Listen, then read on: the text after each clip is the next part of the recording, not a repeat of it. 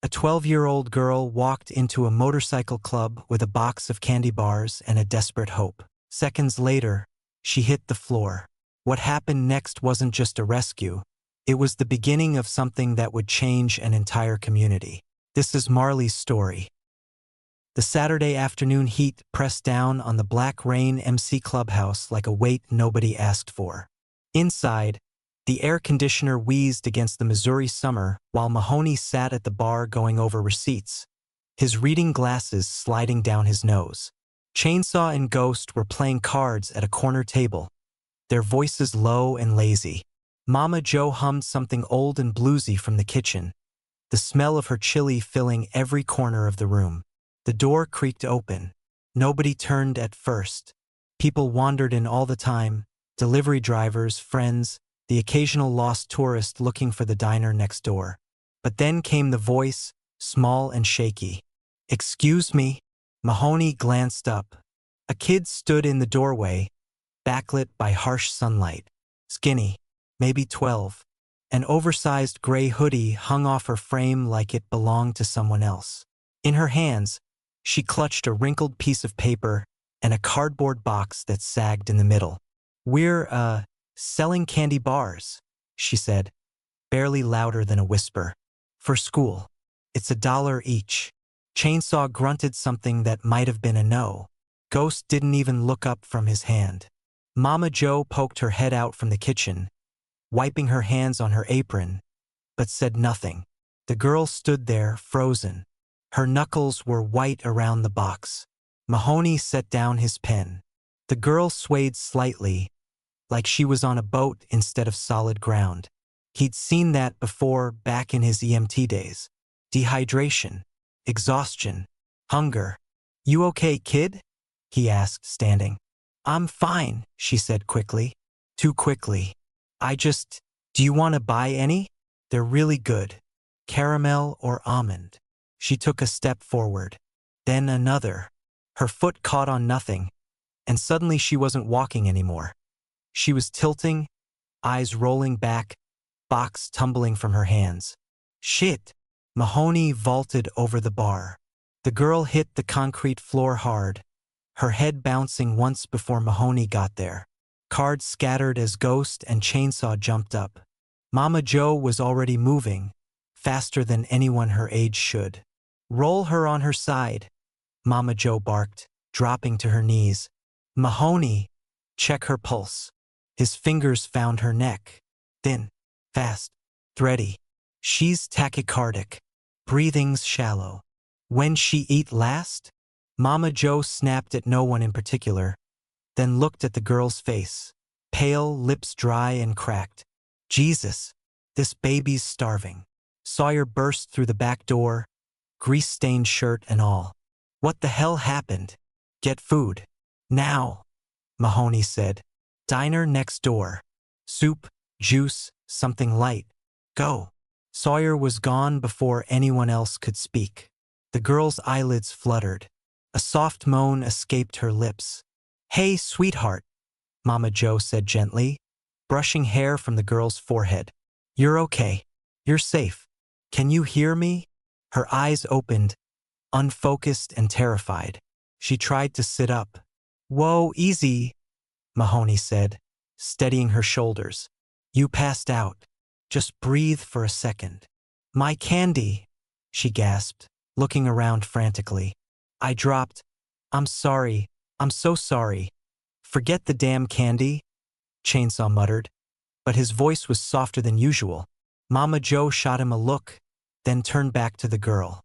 "What's your name, honey?" "Marley." Her voice cracked. "I didn't mean to. I just needed to sell some for the science fair trip. But I couldn't afford to buy the box first, so I took one from my friend's bag and I was going to pay her back. I swear. But then I got dizzy and..." She was talking too fast, words spilling out like a dam breaking. "Slow down," Mama Joe said firmly. "When did you eat today?" Marley looked at the floor. "Yesterday. Dinner. My sister Kendra worked a double, so it's fine. I'm used to it." The room went quiet except for the hum of the air conditioner. The silence stretched. Ghost shifted in his chair. He never talked much, but when he did, it mattered. How old are you? 12. Where's your parents? Mahoney asked carefully. Marley's eyes filled. My mom died 8 months ago. Cancer. It's just me and Kendra now. She's 23. She works 2 jobs, but it's still not enough, and I didn't want to ask her for money for the trip because she's already doing so much, and I thought if I could just sell enough candy bars. The words dissolved into quiet sobs. Sawyer returned with a bag from the diner. Mama Joe pulled out a container of chicken soup and a bottle of orange juice, cracking it open and pressing it into Marley's trembling hands. Drink. Slow sips. Marley obeyed, tears streaming down her face between gulps. Marley didn't come back to the clubhouse for 3 days. Mahoney noticed. So did Ghost, though he wouldn't admit it out loud. On Tuesday evening, Sawyer called a church, what the club called their mandatory meetings, and the question hung in the tobacco-stained air before anyone spoke it. We doing something about the kid, or what? Chainsaw leaned back in his chair, arms crossed. Already handled the trip cost. $200 to the school office this morning. Anonymous donation. That's not enough, Ghost said quietly. Everyone turned. Ghost talking twice in 1 week was unusual. Ghost having an opinion was rarer. She's going hungry. Sister's drowning. Money for a field trip doesn't fix that. Sawyer drummed his fingers on the table. What are you suggesting? I'm saying we be there. Not just our wallets, us. Mama Joe, sitting in the corner with her knitting, nodded without looking up. Boy's right. That child needs more than a check. She needs people. The vote was unanimous. 2 days passed with no sign of her. Ghost told himself it didn't matter, but Thursday afternoon found him parked outside Morrison Middle School anyway. Marley was sitting alone on the library steps with a math textbook that looked older than she was. She startled when his shadow fell across the page. You're failing pre-algebra, he said. Not a question. Her face flushed. How did you? Called the school. Told them I was your uncle. He sat down beside her, pulling the book from her hands. You're not stupid. You're just hungry and tired, and nobody's explaining this right. Page 37. Show me what you don't understand. For an hour, Ghost broke down equations in ways her teacher never had. No frustration, no judgment, just patience that felt foreign and startling. When they finished, he handed her a paper with the clubhouse address. Tuesdays and Thursdays. 4 o'clock. Bring your homework. I can't pay you, Marley whispered.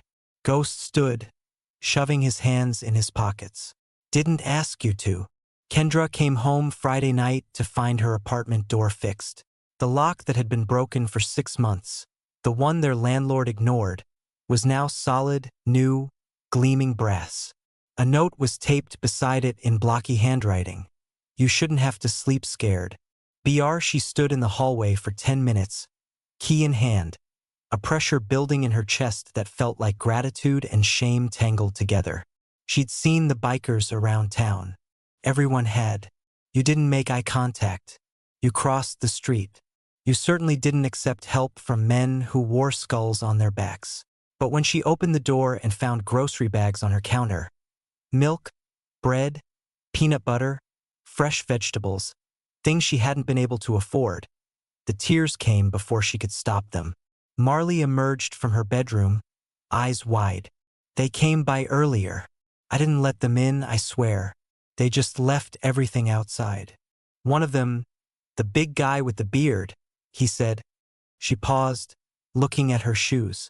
He said no kid should have to steal candy bars because grown-ups failed them. Kendra sank into a chair. Marley, what did you do? I passed out at their clubhouse last Saturday. I didn't tell you because you were already stressed and I didn't want. You what? Kendra's voice shot up. You went to a motorcycle club alone? I was selling candy. I didn't know it was. They helped me, Kendra. They gave me soup and juice and they didn't ask for anything, and now Ghost is tutoring me in math and… Ghost. Kendra's voice cracked on the word. He's really nice. Quiet. He explains things so I understand them. Kendra pressed her palms against her eyes. Their mother had warned her about men like that. Predators wore many faces. But would a predator fix her door? Leave groceries and disappear? Her mother's warnings felt distant now, hollow against the weight of fresh vegetables she couldn't have afforded for another 2 weeks. Saturday morning, Chainsaw was under a '67 Mustang when small sneakers appeared beside the creeper. "You said I could help." He rolled out. Marley stood there in old jeans and a t-shirt that actually fit, holding a wrench she'd grabbed from his tool wall. "That's a torque wrench. You'll strip every bolt in this shop." He stood, wiping his hands. "Your sister know you're here?" "I left a note." "That's not what I asked." Marley's jaw set. "She's working. She's always working. And I can't just sit in that apartment anymore. It's too quiet." "Too." Her voice wavered. "I need to do something. Please." Chainsaw studied her for a long moment. Saw himself at 12, after his old man took off. That same desperate need to be useful, to matter, to not be a burden. "Fine. But you touch something without asking. I'm calling your sister myself." Clear. Her smile could have lit the whole shop. He put her on simple tasks, organizing tools, cleaning parts, holding the flashlight. She worked without complaining, asked smart questions, and didn't flinch at the grease or noise. By noon, Chainsaw realized he was explaining engine components to her like she was an apprentice, not a kid. When Mama Joe arrived with lunch, sandwiches for him, extra everything for Marley, she caught his eye over the girl's head. "She's got nobody," Mama Joe said softly while Marley ate. "That sister's doing her best. But best isn't always enough." Chainsaw nodded. "Kids got potential. Smart hands. Good instincts. She's got something better," Mama Joe said. "She's got us now." From across the garage, Marley laughed at something she discovered under the hood. A bird's nest tucked behind the air filter. The sound carried, bright and unguarded. Mama Joe smiled. The girl was starting to believe it too. October came quietly. Marley's grades climbed from D's to B's. Her cheeks filled out. She laughed more. Real laughs that echoed through the clubhouse and made the bikers exchange glances they pretended weren't happening. Ghost's tutoring sessions expanded to include Chainsaw teaching her basic mechanics and Mama Joe showing her how to cook something beyond ramen. Kendra stopped flinching when she saw the bikes parked outside their building. Started saying thank you instead of asking why. The night Sawyer showed up with a stack of job applications from places that actually paid decent wages. His connections running deeper than she'd imagined. She broke down on her threadbare couch and told him about their mother. About the medical bills that swallowed everything. About the guilt of being 23 and barely keeping them afloat. "You're not failing," Sawyer said simply. "You're surviving. There's a difference." But it was the science fair that changed everything. Principal Mercer called Kendra on a Wednesday afternoon. "Ms. Torres, I wanted to inform you that Marley has been selected to compete at the state level. The send-off assembly is Friday at 2 o'clock. We'd love for you to attend." Kendra switched shifts, borrowed a blazer from her coworker, and arrived at Morrison Middle School 15 minutes early. The gym was packed with parents holding phones, teachers organizing students, banners proclaiming excellence in STEM, drooping from the rafters. She found a seat in the middle section, scanning for Marley.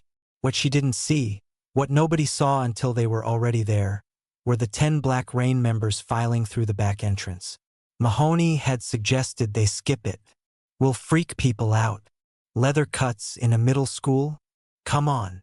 "That's exactly why we're going," Ghost said. It was the most words he'd strung together in months.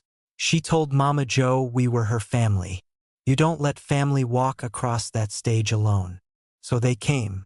All of them. Sawyer led the way in his road captain cut. Ghost's silver rings caught the fluorescent light. Chainsaw hadn't bothered changing from the shop, motor oil still on his hands. Mama Joe adjusted her leather vest, fingers tracing the patches she'd stitched herself. They stood against the back wall, arms crossed, sunglasses on despite being indoors. A teacher spotted them first. Mrs. Henderson, 62 years of suburban propriety, went pale. She whispered urgently to Vice Principal Davis, who whispered to security, who whispered into his radio. The energy in the room shifted. Parents turned. Phones came up, not for their kids anymore, but to capture whatever was about to happen. Principal Mercer took the microphone, welcoming families and introducing the state qualifiers. One by one, students walked across the stage. Polite applause, proud parents, the rhythm of 100 identical ceremonies. Then, Marley Torres, representing Morrison Middle School in Earth Sciences. Marley emerged from the side curtain in a borrowed navy blazer that Kendra had pressed that morning. Her hair was pulled back. Her project folder was clutched against her chest. She looked terrified. She walked to center stage, accepted her certificate from Principal Mercer, and turned to face the audience. That's when she saw them. 10 bikers, black leather, skull patches, standing when everyone else was sitting. The gym held its breath. Marley froze. Her mouth opened. Then her whole face lit up. Not the polite smile kids give adults, but something wild and uncontained. Her hand shot up, waving frantically, and her voice carried across the frozen silence. "That's my family!" She was beaming, pointing, bouncing on her toes like the 12-year-old she was finally allowed to be. Ghost raised 2 fingers in acknowledgement. Chainsaw nodded. Mama Joe blew her a kiss. Sawyer's grin was visible even from across the gym. The silence shattered. Some parents gasped. Others pulled their children closer. Mrs. Henderson looked like she might faint. But then a single person started clapping. A father in the front row, tattoos visible on his forearms, construction vest still on from work. Then another parent joined. Then a student. Then a whole section. The applause swelled, rolling through the gym in waves until it drowned out everything else. Kendra sat frozen in her seat, tears streaming down her face, watching her sister stand tall on that stage with a family she never expected and couldn't have imagined. She turned to look at the bikers, really look at them, and saw Sawyer catch her eye. He nodded once. No words needed. Principal Mercer, recovering quickly, leaned into the microphone. "Well, I think it's clear Marley has quite the support system. Let's give another round of applause for all our families today." The bikers didn't move, didn't leave. They stayed through every remaining name, every handshake and awkward photo opportunity. And when the assembly ended and families flooded toward the exits, Marley ran. Not to Kendra first, but to the back of the gym, launching herself at Ghost. His shoulders tensed. Touch always did that to him, but his arms came up anyway, holding her steady. "You came," she whispered into his vest. "Told you," he said quietly. Family shows up. When they finally left, half the school already had their phones out. That evening, the local news aired the clip, and by Monday morning, the headline was everywhere. Motorcycle club stands up for student at school assembly. The comments section became a battlefield.